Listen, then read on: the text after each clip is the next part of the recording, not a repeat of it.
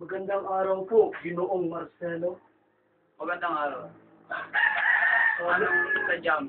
May dala ko po ang kasulatan na nilagdaan ng 800 katao na naglalaman na patalsikin ng mga praile sa ating bansa. Ganun ba? Sige, ikay mo po at ating pag-usapan.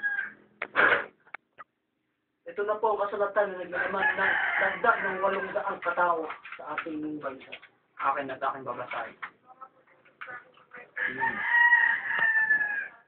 Marahil ito yung mga tapat na Pilipino na handang itanggol ang bansa.